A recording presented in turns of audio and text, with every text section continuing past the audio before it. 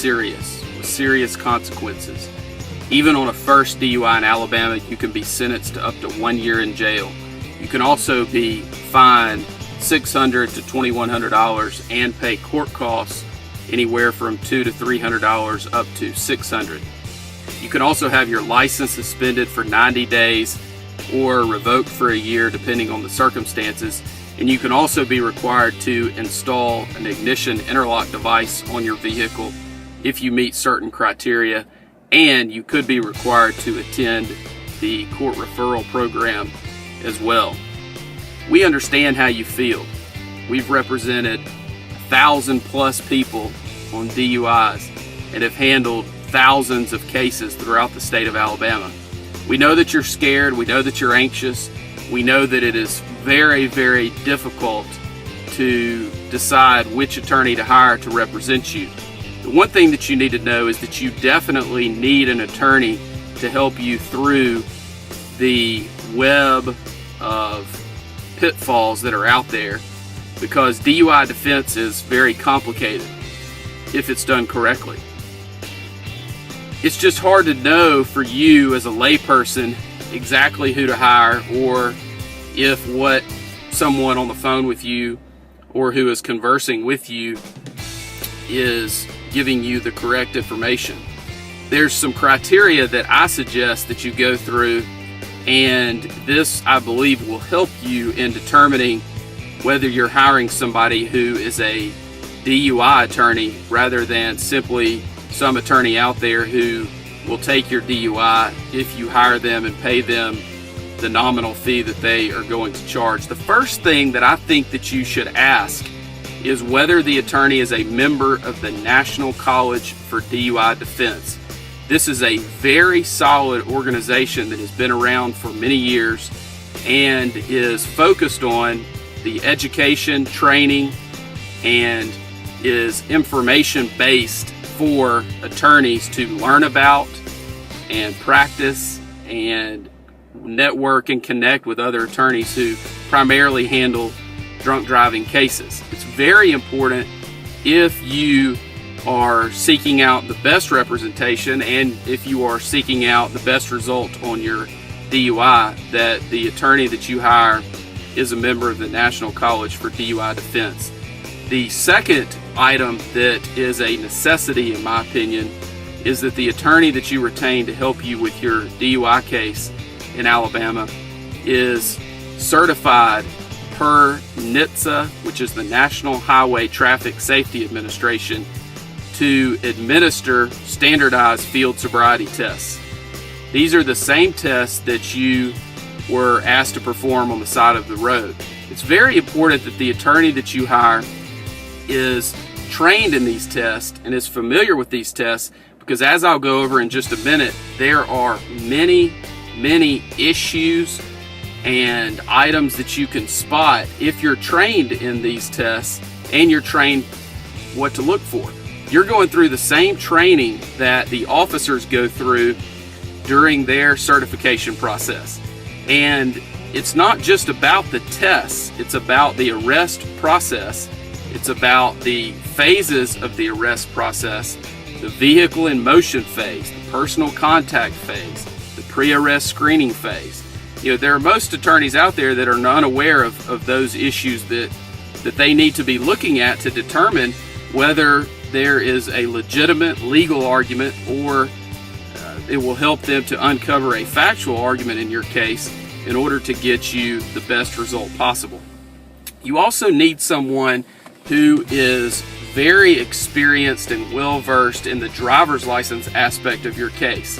There are lots of folks out there that are unaware of the specifics about driver's license issues associated with DUI. You've got the administrative suspension on the front end, and you have issues related to an enhanced suspension time or revocation, and also the ignition interlock, which is tied into that. And also you have the suspended time on the back end if you're convicted. There is very specific, detailed, and complicated aspects of the driver's license portion of a DUI And there are a lot of folks out there that are handling DUI cases that are unaware. And it's sad to see that, because there's a better way to do it. And that's the reason that I believe those criteria will help you get to someone that can give you the best result possible and that can help you in navigating these pitfalls that are out there, because there are many out there, and they get worse and worse as the legislature continues to modify the DUI statute. There are people out there that get arrested for DUI and you refuse the test, but you know that you were drunk, impaired, whatever it might be. And there are also people out there who submitted to the test and they're well over 0.08. They may be a 0.16, 0.20, 0.25. Those people out there need to know that pleading guilty is not their only option.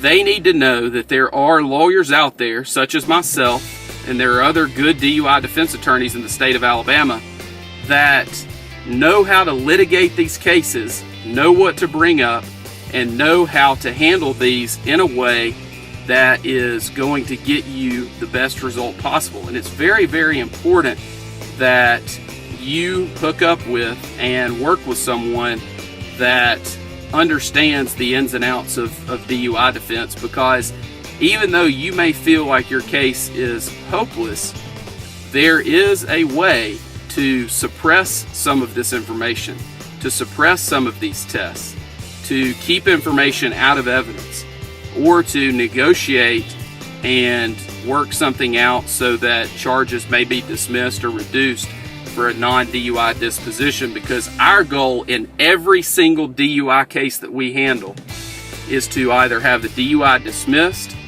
or to have it reduced and settle the case for a non-DUI disposition.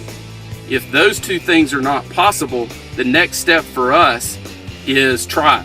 And if the client decides that the client would like to proceed to trial, then we encourage that, because if a client simply pleads guilty, the client is going to suffer the ramifications and the repercussions associated with a DUI conviction. So we always encourage our clients to proceed to trial on their cases, because we know what the result is going to be if they simply plead guilty, and we would like to avoid that if we can. And it's the client's decision ultimately, but we always encourage clients, and we encourage them to look at all aspects of the information that we present when they're trying to make the decision about trying their case or accepting an offer that is on the table. So the first step in a DUI defense case is to secure the license issues. That it may include requesting a hearing, may include requesting a review, it may include going to the driver's license suspension hearing.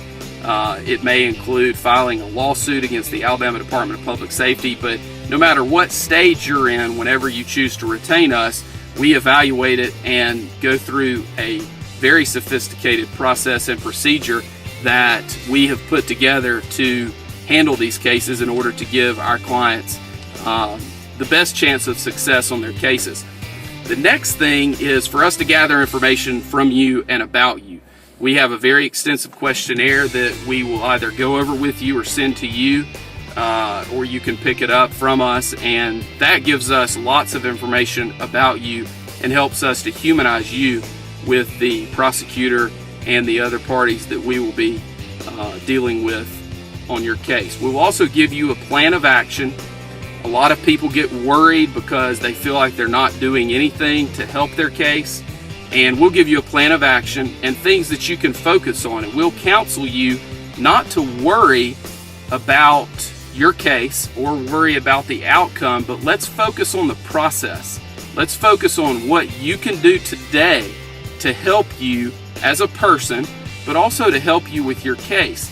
And that's one of the things that we feel like separates us from other folks that are out there, because we will give you a plan of action and go over with you the things that we feel like you should do to help us help you.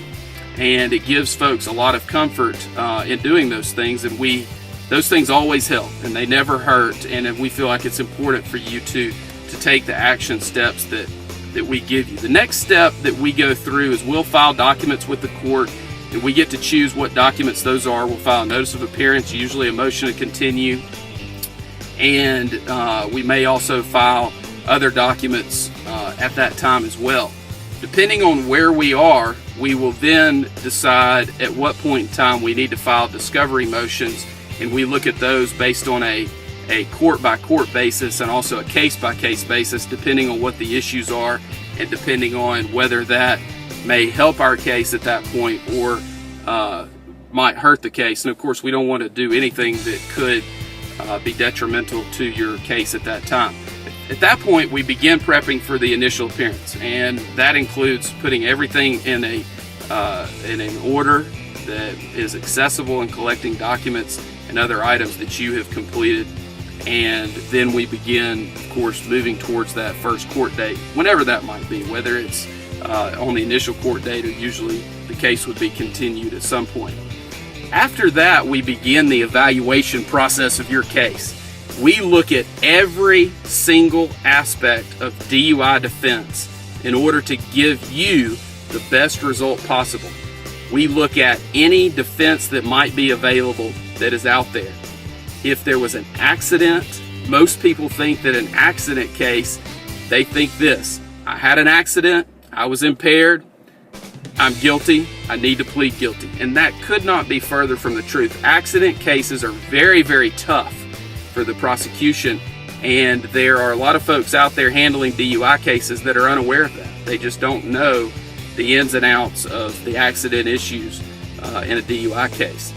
The other issues that we look at are actual physical control. Were you in actual physical control of the vehicle? Were you sitting in a parking lot? Where were the keys? Was the vehicle operable? Those are things that we need to look at in every single one of our cases that involve those issues. We also look at the private property DUI issues. We also look at anonymous tip issues. There's been some recent cases that have come out that are not good for the defense on those type issues. However, there are still arguments that can be made, and there's still a burden that we feel like the prosecution must meet anytime there's an anonymous tip issue on a DUI case. We also look at issues about whether you were asleep at the wheel, whether there were passengers, whether there are other issues associated with actual physical control, whether you're on private property, what are the issues associated with how the officer got to you where you are. We have a lot of cases where people pull over and they're asleep in a mall parking lot at night, and we want to know all of the facts associated with those aspects so that we can make sure that the arrest process was done properly by the officer. We also look very carefully at whether there was a blood test performed. There are many folks out there who assume that a hospital blood test is reliable and is one that should be looked at closely as one that is foolproof as far as introduction into evidence and that it comes in every time. And the answer to that is absolutely not. The hospital blood testing process for blood alcohol content is definitely not something that is or should be relied upon, because the testing is not valid, it's not scientifically reliable, and should not be admitted into evidence in our opinion.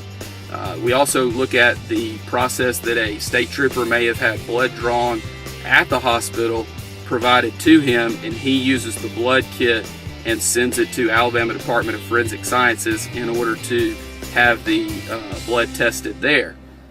Those tests are much more accurate, we feel like, but there are still many processes and procedures such as chain of evidence and other items that must be followed very closely in order for that to come into evidence and be reliable.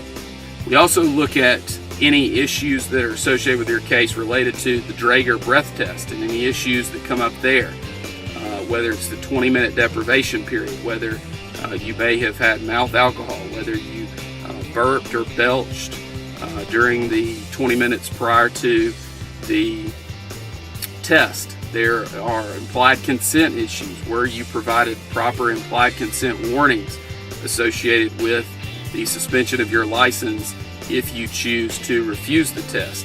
And all those are issues collectively that we look at when determining whether a breath test that you submitted to and that ultimately provided a result that was printed on a certificate of breath alcohol analysis, and whether that should come into evidence under the rules of evidence or under the statutory guidelines that must be strictly complied with under Alabama case law in order to just come into evidence without them having to go through the normal process for scientific evidence to get that into the evidence of the case, whether in front of a judge or in front of a jury. We also look at whether the stop of your vehicle or the initial encounter with you was done in a way that is legal and that is constitutional. It's very important to look at that, because if there was no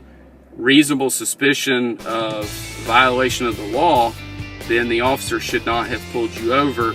And if we can prove that, then we can likely have all evidence that may be admitted or that was collected against you suppressed. And if that's the case, then we would win the case based on the state or the city not being able to prove their case. We also look at all of the medical defenses available, whether you have GERD, whether you have dentures and there was alcohol that was collected within the dentures, whether you had recent dental work done. There are a lot of medical issues, whether you have diabetes. There are many medical issues that come up, and we always go through that and make sure that those defenses don't apply. And if they do apply, then we work those up and make sure that we have gone through them properly with you and presented those defenses on your behalf. We also look at the UTTC, which is the traffic ticket, the complaint against you, to make sure that there are no issues related to that as well, such as municipal ordinance issues, if there are issues related to the code sections cited, whether it's proper, and whether they have your proper information on the UTTC or not. We also go through and determine whether you requested an independent test, and if that was handled properly. We look at any roadblock issues that may come up, if a roadblock was the cause of the initial encounter. And we also look at whether you have any prior DUI offenses and whether we can exclude those, and whether the city or the state has the necessary evidence related to those priors to be able to use those through the negotiation process or through the trial and sentencing process if it gets to that point.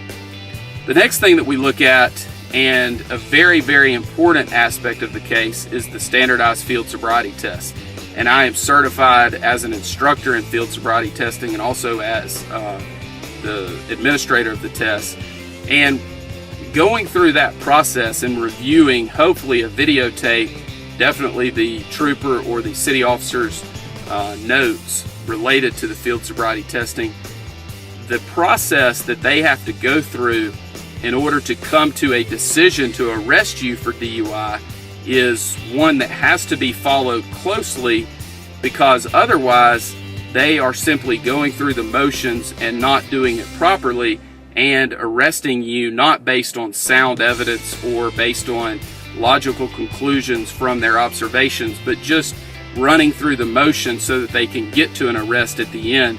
We want to make sure that that is not happening and that things are not being done that are in violation of your rights and in a way that is not standardized. We want to make sure they gave you the proper instructions, make sure that they look for the proper clues, make sure that they scored the test correctly. It's very important that those items are looked at closely, because otherwise you're giving up some of the aspects of your case that could be litigated and ultimately tried if needed.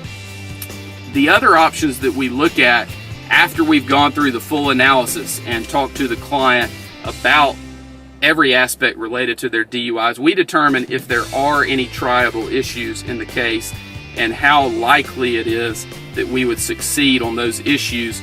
And then we go through the process with the client so that the client gets to decide with our guidance how to proceed in the case, whether to settle the case for a non-DUI disposition, if that is an option, or whether to proceed to trial, if that is what the client chooses, or to accept whatever offer is out there, and that is usually against our advice depending on what the tribal issues are that come up. And in any DUI case, if you have the knowledge and the experience to go through and review every aspect of the case and every defense that might be available, there are always issues that can be brought up related to a DUI case because they are so complicated and they require so many steps in going through the process. So it's very important that the case is looked at with eyes that have the experience and the knowledge to get you the best result possible. It's very important. We've handled 1,000+ DUI cases. We've resolved 5,000 or more charges throughout the state of Alabama, and we can help you with your case. All you have to do is let us know and call our office, and we will be glad to talk to you and discuss your case with you at no charge, because we believe that you have a right to speak to any lawyer that you choose without having to pay an initial consultation fee in order to